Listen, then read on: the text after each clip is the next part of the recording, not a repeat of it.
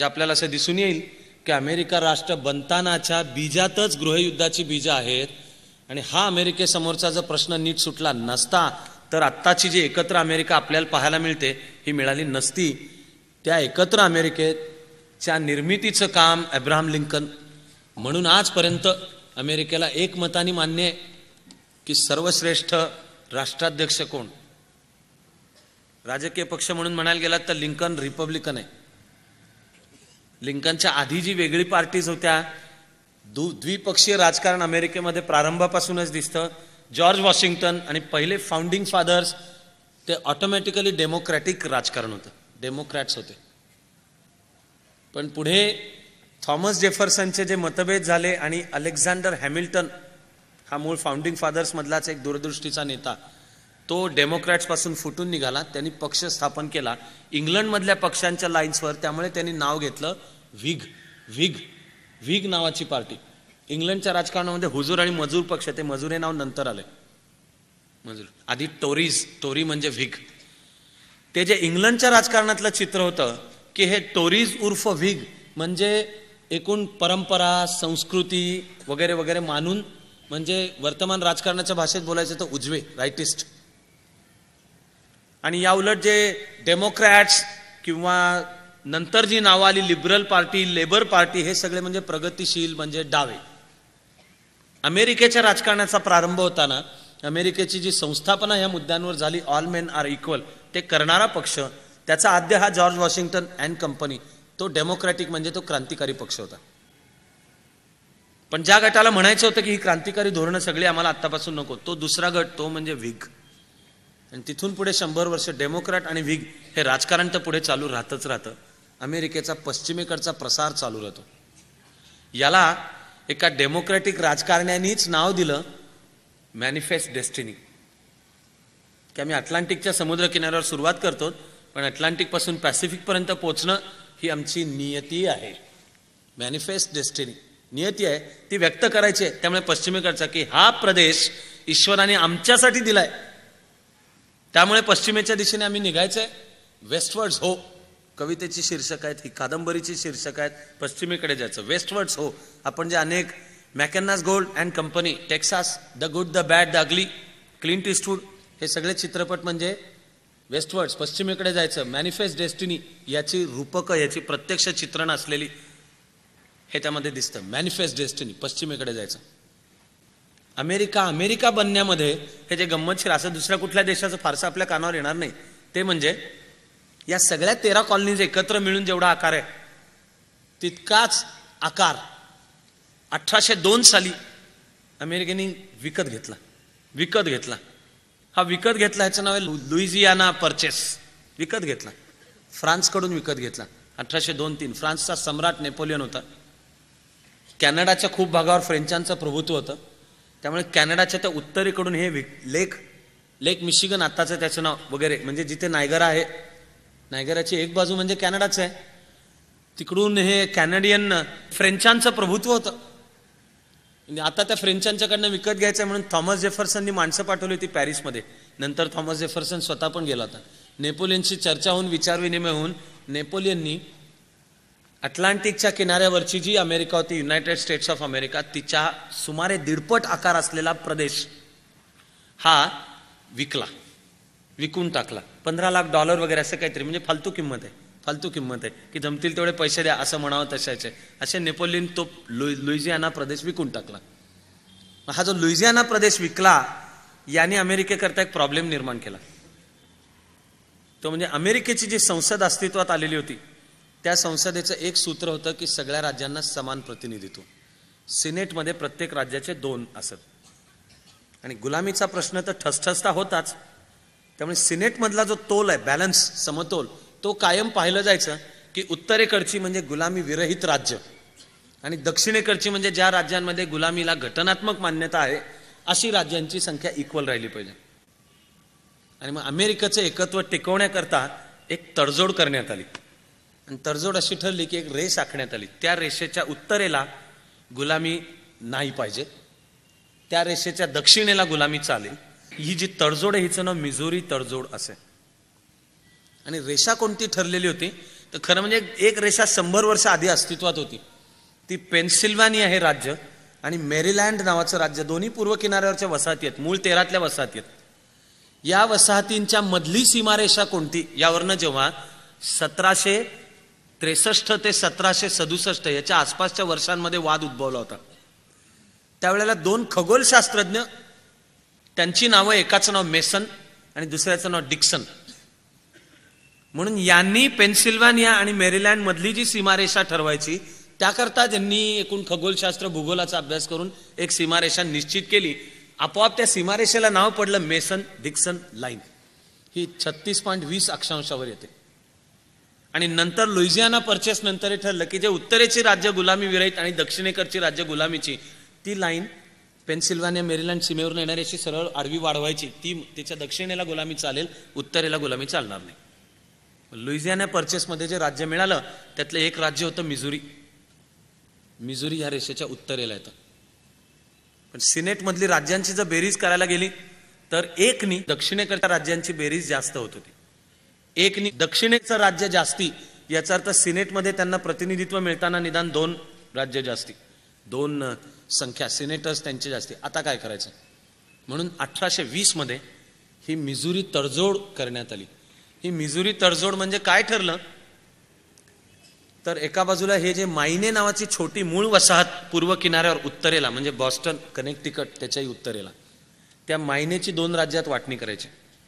त्यांना राज्य म्हणून वेगळं स्थान द्यायचं. त्यांचे पण 2-2 सिनेटर ईच असतील, ती गुलामी विरहित असतील. आणि याच्या बदल्यात मेसन डिक्सन रेषेच्या उत्तरेला 36.20 अक्षांशाच्या उत्तरेला येत असून मिझुरीमध्ये गुलामीला मान्यता द्यायची. याचं नाव होतं मिझुरी तडजोड.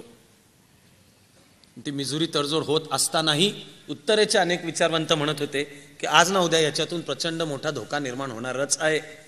तो धोका जणू कमी वाटावा असा धोका या मॅनिफेस्ट डेस्टिनीच्या परिपूर्ततेकरता जे युद्ध केलं त्यांनी निर्माण झालं, ते म्हणजे मेक्सिकोचं युद्ध आहे. हे झालं 1848च्या आसपास म्हणजे 1848. मेक्सिकोचं राज्य आत्ताच्या अमेरिकेतले टेक्सास आणि टेक्सासकडून पश्चिमेकडची राज्य ॲरिझोना, नेवाडा, कोलोरॅडो, अख्खा कॅलिफोर्निया, एवढा प्रचंड प्रदेश जो येतो हा ॲक्च्युली मेक्सिकोच्या स्पॅनिश लोकांच्या ताब्यात होता. मेक्सिकोचं स्वातंत्र्य युद्ध होऊन गेलं होतं, ते स्पॅनिश भाषिक होते. स्पॅनिश भाषिक झालेले एतद्देशीय मेक्सिकन आणि युरोपियन आलेले जे मेक्सिकोशी एकरूप झाले, त्यांनी मेक्सिकोचं स्वातंत्र्य लढा झालेला होता. मेक्सिको राज्य होतं आणि ते ह्या भागातही होतं. पण मॅनिफेस्ट डेस्टिनीचं जे तत्वज्ञान की पॅसिफिकच्या समुद्र किनाऱ्यापर्यंत आपल्याला पोहोचायचं, त्याला मध्ये कोण येतं? मेक्सिको येतो. त्यांच्याशी युद्ध काढा. 1848 साली युद्ध काढण्यात आलं. युद्ध ज्या वेळेला करण्यात आलं त्यावेळेचा हा राष्ट्राध्यक्ष डेमोक्रॅटिक पक्षाचा होता आणि सेनापती व्हिग विचाराचे होते. आश्चर्य वाटावं अशी ही पण गंमत इथून पुढे अमेरिकेच्या राजकारणामध्ये दिसून येईल, आजपर्यंत दिसून येईल. इराकचं युद्ध लढत असताना जो अमेरिकेचा गल्फ वॉर 1 1991, त्यावेळेचा जो सेनापती होता अमेरिकेचा जनरल कॉलिन पॉवेल, हा राजकीय विचाराने रिपब्लिकन होता. पण इराकच्या थिएटर म्हणजे युद्ध मैदानावर इन्फंट्री आर्म फोर्सेसचं अमेरिकेचं नेतृत्व करणारा जो होता नॉर्मन श्वार्झकॉफ, हा डेमोक्रॅटिक विचारांचा होता. आत्ता आणि खुलेपणाने होता. खुले म्हणजे त्याच्यात काही वशिलेबाजी, छुपेपणा, माझ्या पक्षाच्या माणसांचं काम करून वगैरे टाईपचं नाही. खुलेपणाने माझी राजकीय विचारधारा कोणती तर ती ही. आत्ता सुद्धा आपल्याला दिसून येईल गल्फ वॉर 2च्या वेळेला की अनेक सेनापती आहेत ते डेमोक्रॅट आहेत, पण त्यांनी आपलं कर्तव्य केलं. नंतर त्याच्यातले कोणी म्हणले डेमोक्रॅटिक पक्षाच्या तिकिटावर मला निवडणूक लढवायची, जनरल फ्रँक मला डेमोक्रॅटिक पक्षाच्या तिकिटावर निवडणूक लढवायची. हा ट्रेंड इथपासून दिसून हा राजकीय खुलेपणा आहे आणि ज्याला त्याला आपापली विचारधारेनुसार नाव नोंदवायला सुद्धा परवानगी आहे. प्रेसिडेंट डेमोक्रॅट, पण मेक्सिकोची लढाई लढणारे जे हे व्हिग्स, त्याच्यामध्ये एक होता जनरल झॅकारी टेलर आणि दुसरा होता जनरल विनफिल्ड स्कॉट. 1848 मध्ये झालेल्या मेक्सिकोच्या युद्धामध्ये, पुढे गृहयुद्धामध्ये जे सगळे सेनापती लढले, हे सगळे खांद्याला खांदा लावून एकत्र मेक्सिकोच्या लढाईत लढले. नंतर दक्षिणेचा जेव्हा फुटून निघाले आणि एकत्र राज्य स्थापन झालं, त्यांचा राष्ट्राध्यक्ष जेफरसन डेव्हिस हा 1848च्या युद्धामध्ये होता.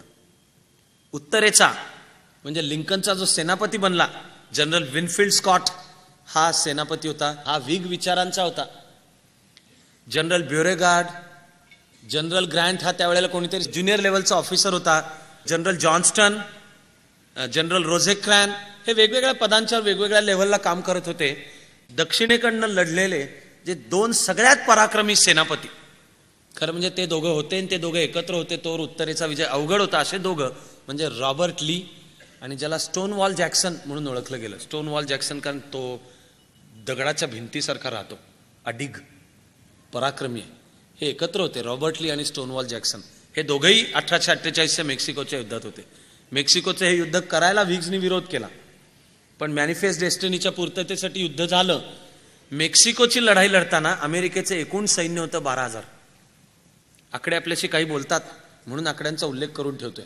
पुढे काय म्हणेन त्यावेळेला एकदा याची आठवण करून देणार आहे तुम्हाला मी, की 1848 मध्ये लढाई लढताना, मेक्सिकोची लढाई लढताना अमेरिकेचे एकूण सैन्य होतं 12,000. त्यावेळेला कदाचित आपल्यातल्या काही जणांना ज्या एका विचारवंताचं नाव कानावर असणार आहे, असणं अपेक्षित धरलं पाहिजे, अशा एका विचारवंताने एक फार अर्थपूर्ण वाक्य बोलून ठेवलं.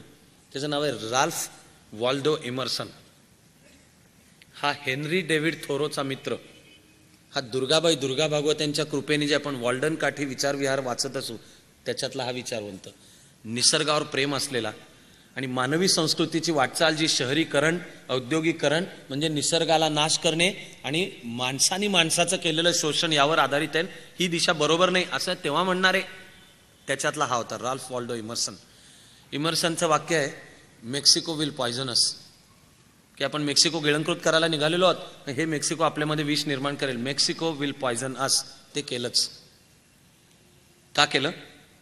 जिंकलेली सगळी राज्य मेसन डिक्सन लाईनच्या दक्षिणेची होती.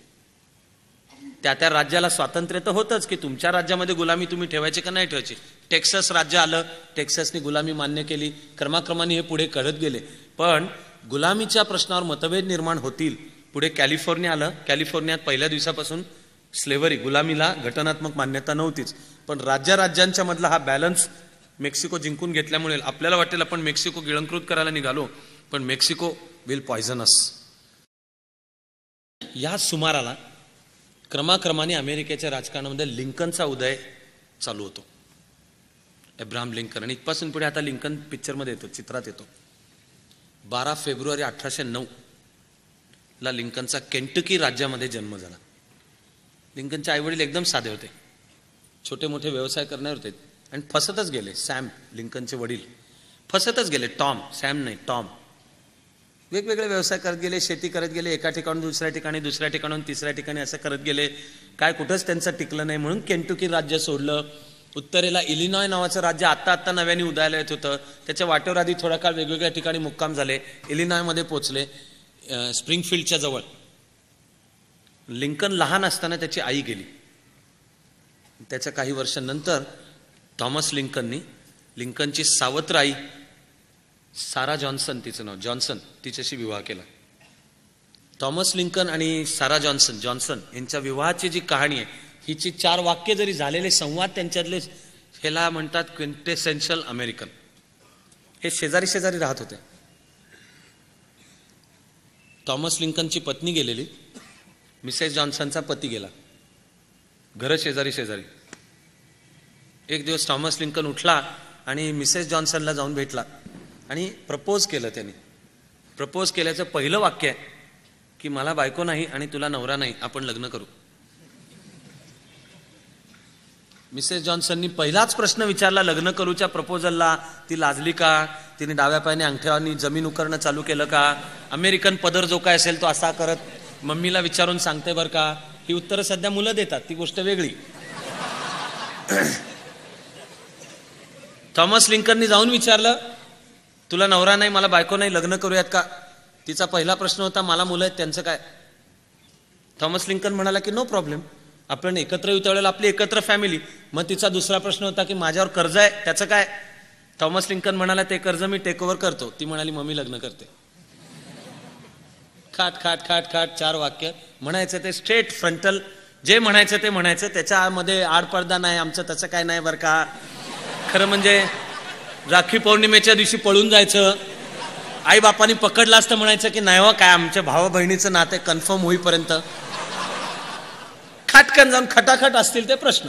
गमतीने का वेना मी आता सुद्धा अमेरिकन समाज व्यवस्थेचा मीच काय अनेक जण सांगतात की कुटुंब ओळख कसं करून देतं, नवरा बायको त्यांची मुलं असं मिळून भेटलेच म्हणजे नवरा बायको एकत्र असलेच. आता आपण ऐकतो की डायव्होर्सचं प्रमाण म्हणे फार आहे, तो गैरसमज आहे बरं का, तो गैरसमज आहे, लक्षात घ्या. फॅमिलीला अजूनही अमेरिकेत आत्ताच्या वर्तमान अमेरिकेत सुद्धा व्हॅल्यू आहे. पण जर मॉडर्न फॅमिलीला इंट्रोड्यूस करून द्यायचं असेल, आपलं सांगायचं असेल तर ते सांगायचं की ही माझी मुलं, ही हिची मुलं, ही आमची मुलं.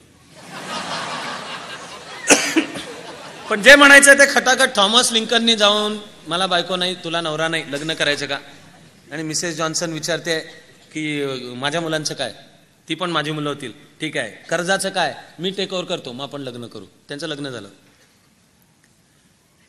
लिंकनला आपली आई लहानपणी गेल्यामुळे आई आठवत नसेल, पण लिंकनचा खूप चांगला सांभाळ या मुली, ही जी स्त्री होती तिने छोट्या अब्राहम लिंकनचा चांगला सांभाळ केला. हा लहानपणापासून अब्राहम लिंकन क्रॅकपॉट म्हणजे एकीकडे तो कचकावून व्यायाम पण करायचा, दुसरीकडे ज्यांनी लहानपणी लिंकनला पाहिले त्यांनी लिहून ठेवले की ह्याला बघावं तेव्हा वाचत बसलेला, काही बघावं तेव्हा हा वाचत बसलेला, वाचन पण आणि व्यायाम पण. वयाच्या 8व्या 10व्या 12व्या वर्षाच्या आसपास त्यांनी 2च प्रसंग आहेत, ते लिंकन घडवण्यामधले महत्वाचे प्रसंग आहेत. त्याचं लिंकनच्या पुढच्या सगळ्या वर्तणुकीवर परिणाम आहे. वडिलांशी लिंकनचं फारसं पटलं नाही खरं म्हणजे, पण आईशी, ही सावत्र आहे, तथाकथित सावत्र आहे, या आईशी मात्र चांगलं पटलं, तिने सांभाळ चांगला केला. 8 वर्षाचा असताना त्यांनी बंदुकीने कोंबडी मारली. ती फडफड उडणारी कोंबडी, तिला बंदुकीची गोळी लागली, ती मरून पडली, ती तरफडत मरून पडली, रक्तबंबाळ. ते जे अब्राहम लिंकनच्या डोक्यात बसलं. ऍक्च्युली लिंकननी उरलेलं आयुष्यभर बंदूक हातात धरली नाही. देशाच्या एकात्मतेचं संरक्षण करायला त्याने रक्ताचे पाठ वाहिले, पण लिंकन वृत्तीने हिंसक नव्हता, त्यामुळे त्याला हा तोल सांभाळता आला. त्या 8व्या वर्षीच्या कोंबडीत आहे. आणि असाच 10-12 वर्षाचा असताना त्यांनी केव्हा तरी एकदा गुलामांचा व्यापार पाहिला, बाजार पाहिला. गुलामांच्या बाजारात भर चौकात निग्रोजना उभं केलेलं होतं विवस्त्र, आणि त्याच्यामध्ये चबुतऱ्यावर एक छोटी मुलगी उभी होती. आणि जो गोरा मालक वर्णन करतोय तो तिचं सगळं लैंगिक वर्णन करून सांगतोय की हिला जो गोरा विकत घेईल त्याचे खूप फायदे होतील. आणि त्या मुलीला सांगतोय वळून दाखव, चालून दाखव. जो मालक त्याची लिलाव होतोय हे दृश्य लिंकननी पाहिलं, ते त्याच्या मेंदूवर ठसलेलं होतं. गुलामी मानवतेच्या विरोधीच आहे, अमेरिकेतून ती गेली पाहिजे. त्यामुळे राष्ट्राचे एकात्मता टिकवणे आणि गुलामी दूर करणे या क्रमाने प्राधान्य होतं. पुढे तर वारंवार लिंकननी सांगितलेलंच आहे की गुलामी घालवणे हे माझं पहिलं काम नाही, ती गेली पाहिजे असं माझं मत आहे. पण राष्ट्राध्यक्षा नात्याने आणि आधी निवडणूक लढवताना, ती राष्ट्राध्यक्षाची लढवताना आणि त्याच्या आधी सेनेटरची सुद्धा लढवताना पुन्हा पुन्हा लिंकन सांगतोय की माझं पहिलं उद्दिष्ट देशाची एकात्मता टिकवणे हे आहे. पुढे ती देशाची एकात्मता टिकवण्याच्या स्ट्रॅटेजीतलं महत्वाचं पाऊल ठरेल की आता गुलामीच्या मुक्तीचा जाहीरनामा काढा. तो गृहयुद्धाच्या काळामध्ये ती गोष्ट आपण ऐकणार आहोत, ते त्यांनी निर्माण केलं. गुलामीच्या प्रश्नावर लिंकनची जी भूमिका आहे तिचं खरं म्हणजे नाव ग्रॅज्युअलिझम हे आहे. उत्तरेला ज्या काही वसाहतींच्या मध्ये आधी गुलामी होती तिथून ती क्रमाक्रमाने गेली होती. कशी गेली होती? हळूहळू गुलामांना मुक्तता दिली होती. ती देण्याकरता जे गुलामांचे मालक होते त्यांना नुकसान भरपाई दिलेली होती, कारण अमेरिकन राज्यघटनेतलं एक जे कायदेशीर तत्व आहे त्याचं नाव आहे ड्यू प्रोसेस ऑफ लॉ, की जे घडायचं ते ड्यू प्रोसेस ऑफ लॉ. गुलाम हे गोऱ्या मालकांची प्रॉपर्टी मानले गेले, पण ती माणसं आहेत, त्यामुळे त्यांना मुक्ती द्यायची असेल तर ही जी प्रॉपर्टी तुम्ही काढून घेताय तिची नुकसान भरपाई मालकांना दिली गेली पाहिजे. पण क्रमाक्रमाने ते होत गेलं. किंवा पुढे पुढे असं मग ठरत गेलं की समजा एखादा निग्रो गुलाम आहे गोऱ्या मालकाचा, मालक त्याला शब्द द्यायचा की तू गुलाम आहेस, ठीक आहे, तुझी मुलं नसतील गुलाम. तिथून पुढे मुक्तता. एवढंच नाही तर तो मालक त्या आपल्या गुलामाच्या मुलांच्या शिक्षणाची वगैरे सुद्धा सोय करायचा. असं करत करत उत्तरेची संपली होती. लिंकन आज ना उद्या मनात ही अपेक्षा आशा बाळगून होता की याच क्रमाने दक्षिणेची सुद्धा गुलामी संपली पाहिजे. लिंकनचं सगळं चरित्र पाहताना गंमत वाटत राहते. मला वाटतं इथल्या बहुसंख्य जणांनाही मान्य होईल ते म्हणजे खरं म्हणजे प्रेरणा वाटत राहते. का वाटत राहते? जर लिंकनचे विजय किती आणि लिंकनचे पराभव किती असे जर पारड्यात ठेवायचे झाले बरं का संख्या, तर पराभवांची संख्या जास्ती आहे, हारला ही संख्या जास्ती आहे. एकूण मिळून लिंकनने जर 20-22 निवडणुका लढवल्या असतील तर त्यातल्या 2 किंवा 3च जिंकल्या, बाकीच्या हरलाय निवडणुका. एकदा जिंकली इलिनॉय राज्याचा आमदार म्हणजे राज्याचा काँग्रेसमन, ती जिंकली एकदा. सिनेटची एकदा जिंकली, त्यानंतर जी जिंकली ती डायरेक्ट राष्ट्राध्यक्षाचीच, मध्ये हारतच गेला. लिंकनचं वैयक्तिक आयुष्य सुद्धा खरं म्हणजे सुखापेक्षा दुःखाने वेदनेने जास्ती भरलेलं आहे. तरुण वयामध्ये लिंकनचं ॲन रुटलेज नावाच्या एका टिपिकल अमेरिकन म्हणावे अशा मुलीवर प्रेम होतं. ती गेली, आजारपणामध्ये ती गेली. खरं म्हणजे वर्षानुवर्ष अशी की त्यातून लिंकन सावरलेला नव्हता. आणि सावरलेला नव्हता म्हणजे इतका सावरलेला नव्हता की त्याचं कामात लक्ष लागत नव्हतं. त्यांनी मनाशी मान्य केलं होतं, अनेक मित्रांना पत्र लिहून मोकळा झाला होता की या आयुष्यात माझ्याच्यानी काही जमेल असं नाही, या आयुष्याला काही अर्थ उरलेला नाही. अशी वर्षानुवर्ष गेल्यानंतरही मेरी टॉड नावाच्या मुलीशी त्याचे संबंध आले, प्रेम बसलं, लग्न करायचं ठरलं. लग्न करायचं ठरल्यानंतर सुद्धा लिंकन मित्राला कळवतोय की माझी मनस्थिती नीट नाही, मी लग्न करून एका मुलीवर अन्याय तर करत नाही ना, मी जगण्याच्या लायकीचा नाही. आणि लिंकननी आत्महत्येचे विचार करून झालेले आहेत. आणि हे वर्ष 1840-41, खरं म्हणजे as late as that. Lincoln 31 वर्षाचा आहे. लिंकनचं लग्न 1841 साली म्हणजे वयाच्या 32व्या वर्षी झालंय. आणि तरी वयाच्या 32व्या वर्षी लिंकन आपल्या मित्राला पत्र लिहिताना म्हणतोय की माझं कशात चित्त नाही. त्याला ॲन रुटलेज पण आठवत राहते, त्या दुःखातनंही सावरलेला नाहीये. मेरी टॉडवर प्रेम बसलं, मेरी टॉड पण त्याला म्हणाली विवाह करूयात वगैरे, मुलं बाळं झाली. लिंकनचा संसार कधी सुखाचा नव्हता. मेरी टॉड म्हणजे नंतरची मेरी लिंकन, हिला त्यावेळच्या इलिनॉय राज्याचा एक अतिशय विख्यात पॉलिटिशियन स्टीफन डग्लस यांनी पण मागणी घातलेली होती. म्हणजे हा हिंदी पिक्चरच्या पण थोबाडात मारेल असा ट्रायंगल आहे. मेरीला एका वेळी स्टीफन डग्लस जो प्रसिद्ध होता, इलिनॉयच्या राजकारणात खूप अग्रगण्य होता आणि इलिनॉयच्या राजकारणात तरी समजलं जायचं की राष्ट्रपती डेमोक्रॅटिक पक्षाच्या तिकिटावर होईल स्टीफन डग्लस. त्याच्या तुलनेमध्ये ॲबे लिंकन हा असा उंच होता, ताडमाड होता. स्टीफन डग्लसही दिसायला काही फार सुंदर होता असं नाहीये, तो बुटका होता. तो काही फार handsome TDH tall dark handsome वगैरे असं काही नव्हतं त्याचे. ते असं गेलं की ओ व्हॉट अ मॅन, असा स्टीफन डग्लसही नव्हता. पण अब्राहम लिंकनची एव्हाना उंची 6 फूट 4 इंच, ताडमाड. त्यांनी दाढी आधीपासून ठेवलेली नव्हती, खप्पड चेहरा, चेहऱ्यावर सगळ्या विश्वाची चिंता करत असल्याचे कायम भाव. लिंकनपाशी उत्तम वक्तृत्व होतं, त्यांनी कमावलेलं होतं आणि ते स्वयंभू होतं. आणि लिंकनपाशी हजरजबाबी वृत्ती पण होती, पण बाह्य रूपामध्ये काही असं शिरशिरीत आणि 6 फूट 4 इंच उंचीचा असा ताडमाड. अपयशी, ज्याची वकिलीची प्रॅक्टिस सुद्धा धड चालत नाही, कारण तो वकिली पण प्रामाणिकपणे करायचा, त्याला कोण केसेस देणार, त्यामुळे धड त्याची वकिली पण चालायची नाही. असे 2 वर सांगून आले. त्यातनं मेरी टॉडनी निवड अब्राहम लिंकनची केली. का केली? मेरी टॉडनी विवाह करताना तिच्या मैत्रिणीला सांगून ठेवलं होतं की लिंकन प्रेसिडेंट होणार आहे, ॲबे प्रेसिडेंट होणार आहे, स्टीफन डग्लस होणार नाही. ह्याला काय म्हणायचं? Feminine intuition. तिने विवाह केला, पण यांचं दोघांचं वैवाहिक आयुष्य कधीही सुखाचं नव्हतं. विवाहाच्या काही काळानंतर मेरीचं अब्राहमवरचं मन पण उडालं आणि तिला आपली माल खराब लागल्याची भावना तयार व्हायला लागली. पण लिंकन बद्दल उरलेलं आयुष्यभर मेरी टॉडनी फक्त शिव्याच दिलेल्या आहेत, वाईटच बोललेली आहे की ह्या लिंकन गबाळ्या होता, इस्त्रीचे कपडे घालायला त्याला परवानगी नव्हती, तंगाळ्या होता, उंचच्या उंच. कुठल्याही बायकोची इच्छाच असतेच ना, नटी सोडून बाकी सगळ्याच स्त्रियांना आपला नवरा हँडसम हवा असतो. हा नवरा बावळट सारखे काहीतरी कपडे, त्याचं कशाकडेच लक्ष नाही, केस विस्कटलेले असायचे, घरातलं सामान विकून. मेरी टॉड अतिशय पर्टिक्युलर, सगळं जागच्या जागी पाहिजे, सगळी स्वच्छता, सामान सुमान कसं नाही. याला त्याचं कशाचंच काही नाही. ह्याच्या विचारात शिस्त नाही, ह्याच्या वाचनात शिस्त नाही, ह्याच्या जगण्यात शिस्त नाही. हा झोपला म्हणजे झोपायचाच, उठला म्हणजे झोपायचा नाही. एकदा उठला तर झोपायचा नाही, झोपला तर तासन तास पुढचे 22 तास झोपलायचं असे. ती वैतागली संसार चालवायला, ती वैतागली, सगळ्या संसाराची जबाबदारी पण ती वैतागली. पण तिने शिव्या पण चालू केली.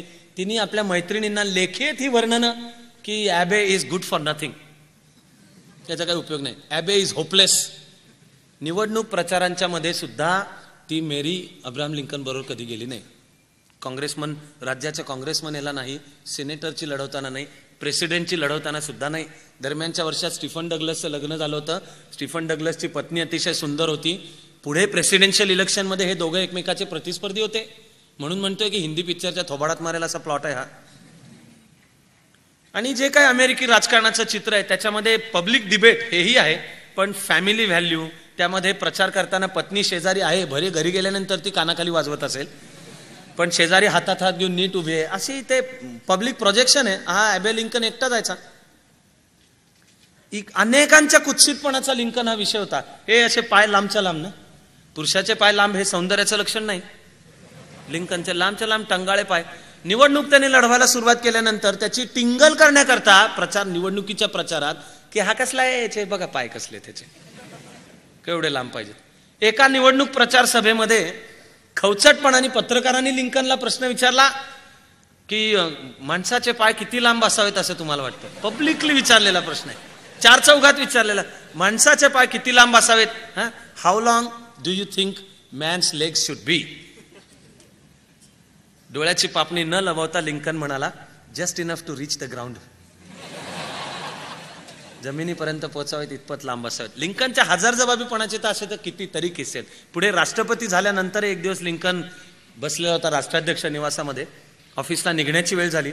शूज बांधत होता, लेस होती, शूज बांधत होता. तर एक माणूस आला, कोणतरी होता तो भेटायला येणारा. तो काहीतरी लिंकनकडे पेट्रोनेज मागायला. अमेरिकन पॉलिटिकल सिस्टीमला नावच स्पॉइल्स सिस्टीम आहे. स्पॉइल्स सिस्टीम म्हणजे निवडून आलेला राष्ट्रपती विविध पदांच्यावर त्याच्या पसंतीची माणसं नेमतो.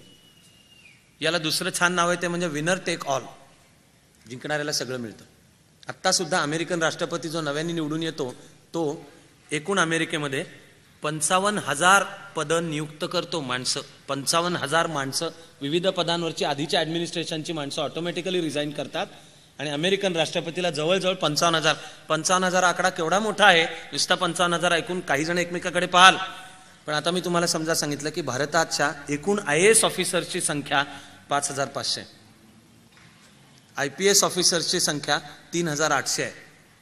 आणि मग बाकी रेव्हेन्यू सर्व्हिस, इन्कम टॅक्स वगैरे वगैरे जरी धरले तर भारताचं अख्खं ऍडमिनिस्ट्रेशन चालवणाऱ्या एकूण अधिकाऱ्यांची टॉप, क्लास 1, सुपर क्लास 1, तथाकथित वगैरे, म्हणजे आम्ही सरकारचे जावई, ही एकूण संख्या 25,000च्या आसपास निघेल. 100 कोटी, 110 कोटींचा हा देश 25,000 अधिकारी चालवतात. भारतीय राजकारणात ही कल्पना करा की एखादा पंतप्रधान निवडून आल्यावर त्याला जर अधिकार दिले की ही 25च्या 25,000 माणसं बदलायच्या तुला पॉवर्स आहेत, तुला हवी ती 25,000 तिथे नेम, तर अर्थात भारताचा राडा होईल याची आपल्यालाही खात्री असेल. दुर्दैवाने होतोय त्यापेक्षा जास्ती होईल. कारण माणसांच्या नियुक्तीचं तिथलं सूत्र आहे गुणवत्ता, आमचं सूत्र आहे बशिले बाजी. तुझा चेहरा मला आवडतो का, तू मला पाकिट आणून देतो का, आणि सगळ्यात महत्वाचं म्हणजे तुझं आडनाव माझ्या आडनावाच्या सोयीचं आहे का. लिंकन राष्ट्रपती असताना कुठलं तरी असं पद मागायला त्याच्याकडे एक माणूस आला होता. लिंकननी त्याला टाळायचा प्रयत्न करून झाला होता. ते पण ते जे चिकटतात, लोंबणारे असतात, ते असे सहजासहजी टाळता येत नाही. त्यामुळे तो आलाच होता, व्हाईट हाऊसवर आलाच होता. तो उभा होता, ऑफिसात निघायचं होतं, लिंकन शूज बांधत होता. तर लिंकनला शूज बांधताना पाहून आश्चर्याने या माणसाने विचारलं की अरे च्या, स्वतःच्या बुटाचे शूज तुम्ही बांधता? अमेरिकेचा राष्ट्राध्यक्ष. या माणसाचा प्रश्न होता, oh my god, you tie the lace of your own shoes? Lincoln म्हणाला, yes. Whose shoes do you tie? माझे बूट मी बांधतो, तू कोणाचे बांधतोस? पहिलीच जी निवडणूक त्यांनी लढवली काँग्रेसमन राज्याचा, इलिनॉय राज्याचा, ती त्यांनी जिंकली. काही काळासाठी काँग्रेसमन झाला. पुढे त्याला वाटलं आता खासदार व्हावं. खासदारकीच्या निवडणुकीला त्याच्या विरुद्ध जो उभा केला होता हा एक होता फादर, ख्रिश्चन मिशनरी, त्याचं नाव पीटर कार्टराइट. लिंकन पब्लिक आयुष्यामध्ये सांगायचं की माझा ते धर्म वगैरेवर माझा काही विश्वास नाही. जीसस ख्राइस्ट असेल का, त्याच्या बोलण्यामध्ये गॉडचा उल्लेख अनेक वेळा आहे, पण संस्थात्मक गॉड, चर्च, ह्याच्यावर काही लिंकनचा फारसा विश्वास नव्हता. लिंकन काही फार धर्मश्रद्ध होता वगैरे अशातलंही चित्र नाही. उलट इनफॅक्ट लिंकन तर अनेकदा आपल्या मित्रांना बोलताना सांगायचं की त्याच्या तत्वज्ञानाचं नाव काय, तत्वज्ञानाचं नावच आहे स्वार्थ. लिंकन सांगायचं माणूस स्वार्थासाठी काम करतो. लिंकन आणि त्याचा एक मित्र एका जवळच्या जंगलामध्ये शिकारीला गेले होते, घोड्यावर बसलेले. परत येताना एका दलदलीमध्ये कुत्रं फसलेलं होतं, केकाटत होतं, आणि कुत्रं आणि ते ओढलं जात होतं दलदलीमध्ये आतमध्ये. पुढे गेलेला लिंकन त्याच्या मित्राबरोबर थांबला, मागे आला, एक दोराचा एक गळफास तयार केला आणि तो सरसरत त्यांनी टाकला. तो त्या कुत्र्यामध्ये, त्या कुत्र्याला लिंकननी ओढून बाहेर काढला. आणि मग त्या कुत्र्याला सोडलं आणि मित्राबरोबर हे निघाले. ते निघाल्यानंतर हा मित्र म्हणाला की तू फार सांगतो माणूस नेहमी स्वार्थी आहे वगैरे, पण आत्ताच तुझं वागणं बघ की तू जीवांवर किती दया, तू प्रेरणा जीवदया करणारा, तुझी प्रेरणा जीवदया. नाही तर त्या कुत्र्याला वाचवण्याचं कारण काय होतं? म्हणजेच तुझाही निस्वार्थी अल्ट्रुइस्टिक वृत्तीवर तुझा विश्वास आहे. लिंकननी उत्तर दिलं की मी त्या कुत्र्यावर उपकार करण्याकरता काय मी त्याला सोडवलेलं नाही. दलदलीत फसणारं केकाटणारं कुत्रं तसंच पाहून मी जर पुढे गेलो असतो तर मला आजची झोप सुखाची लागणार नाही, म्हणून मी त्या कुत्र्याला वाचवलं. तर हे जे खासदारकीची निवडणूक लढवत असताना पीटर कार्टराइट हा बिशप होता, ख्रिश्चन मिशनरी होता. आणि तेव्हापासूनच अमेरिकन ही सिस्टीम रूढ आहे की एका व्यासपीठावर दोन्ही उमेदवार येणार, ते आपापलं म्हणणं लोकांसमोर मांडणार, मग त्यांना लोक पण प्रश्न विचारणार, या सगळ्यांच्या मधनं ज्याला योग्य वाटेल त्याला लोक निवडून देतील. हा बिशप पीटर कार्टराइट आणि अब्राहम लिंकन यांचा जो संवाद झाला, एकत्र सभा झाली, त्या सभेमध्ये पीटर कार्टराइटनी तोफखाना जो ॲबे लिंकनवर धरला तो हाच होता की हा धर्मश्रद्ध माणूस नाही, याचा धर्मावर विश्वास नाही. आणि लिंकननी पब्लिकली सांगत राहिलं की माझा काय धर्मावर विश्वास नाही, मला तिथे वॉशिंग्टनला मला कॅपिटॉल हिलवर जायचंय हे काम करायला. मग पीटर कार्टराइटला वाटत गेलं की आपण हा वाद जिंकतो, असे शेजारी शेजारी उभे, त्यामुळे जोरात कमरेवर हात ठेवून पीटर कार्टराइटनी अब्राहम लिंकनला प्रश्नांची सरबत्ती चालू केली की तुझा देवावर विश्वास नाही, आत्म्यावर विश्वास नाही, पापपुण्यावर विश्वास नाही, त्याचा तो निवाडा करत असतो आणि डे ऑफ द जजमेंट वगैरे त्याच्यावर कशावरच विश्वास नाहीये, असा जर वागत राहिलास तर तू नरकात जाशील. लिंकन शांतपणाने सगळी उत्तरं देत होतं. असा जर तू वागत राहिलास तर तू नरकात जाशील हे विचारून पीटर कार्टराइटनी त्याला प्रश्न विचारला, where do you want to go? लिंकननी उत्तर दिलं, I want to go to Senate. लोकांनी टाळ्यांचा कडकडाट केला. ती निवडणूक लिंकन जिंकून आला. ती निवडणूक लढवायला लिंकनला त्याच्या मित्रांनी मिळून निधी गोळा करून पैसा दिला होता. किती दिला होता? $200. $200 लिंकननी किती वापरले? निवडणूक संपल्यानंतर आणि निवडून आल्यानंतर लिंकननी आपल्या मित्रांना $199 आणि 25 सेंट परत केले. निवडणूक खर्च 75 सेंट. भारतीय राजकारणी बावळट म्हणतील त्याला. परत तरी कशाला दिले? त्यावेळेला स्विस बँक नव्हती का? ही निवडणूक लढवताना आणि पुढची ज्याच्यावर आपण वेळ देणार आहोत गांभीर्याने, ती लढवताना एक वाक्य लिंकनचं कायम आहे, वारंवार आहे, अनेकदा आहे की मी मला वाटणारं सत्य सांगेन, निवडून आलो नाही तरी चालेल. पीटर कार्टराइटच्या वादात त्यांनी जी सुरुवात केली आहे बोलायला, ती सुरुवात करतानाच लिंकन सांगतोय की कोण निवडतं, कोण म्हणजे निवडून कोण येतं किंवा कोण हारतं हे दुय्यम आहे. मला काही म्हणायचं आहे ते तुमच्या समोर ठेवायचं आहे. तुम्ही मला संधी दिलीत तर आनंद आहे, नाकारलीत तर दुःख नाही, असं मतदारांना सांगून जो निवडणूक लढवतो आहे, पण तो निवडून येतोय. इथे अमेरिकेचं वेगळेपण सुद्धा दिसून येईल. तो खासदार म्हणून निवडून आला, एकदा निवडून आला. एका बाजूला वैयक्तिक आयुष्य हे घडत अथवा बिघडत असताना, वैयक्तिक आयुष्यातल्या सुखदुःखांना सामोरा जात असताना मात्र अमेरिका फार वेगाने होणाऱ्या गृहयुद्धाच्या दिशेने वाटचाल करत होती. थांबवता न येणाऱ्या गृहयुद्धाच्या दिशेने वाटचाल करत होती. त्यामध्ये काळ्यांची गुलामी ही किती भीषण गोष्ट हे मांडणारं एक पुस्तक प्रकाशित झालं. त्यावेळेला त्याआधी एका वृत्तपत्रातनं एक वर्षभर ती सिरीज चालली, छोट्या छोट्या छोट्या गोष्टी येत गेल्या. 1 वर्ष पूर्ण झाल्यानंतर ते पुस्तक प्रकाशित झालं. या पुस्तकाचं नाव आहे अंकल टॉम्स केबिन. आजपर्यंत प्रसिद्ध आहे.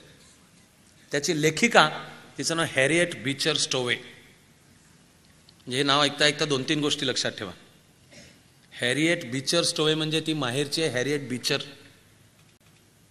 तिचा ज्या दुसऱ्या ख्रिश्चन मिशनरी होता त्याच्याशी, एव्हॅन्जेलिकल क्वेकरपंथीय, त्याच्याशी विवाह झाला, तो म्हणजे स्टोवे, म्हणून तिचं नाव हॅरिएट बीचर स्टोवे.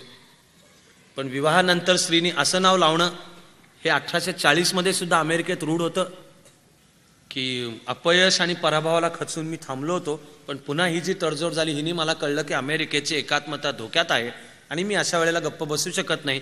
त्यानंतर लिंकन परत राजकारणात आला, पण यथावकाश कॅन्सस नेब्रास्का कायदा पुढे संमत पण झाला.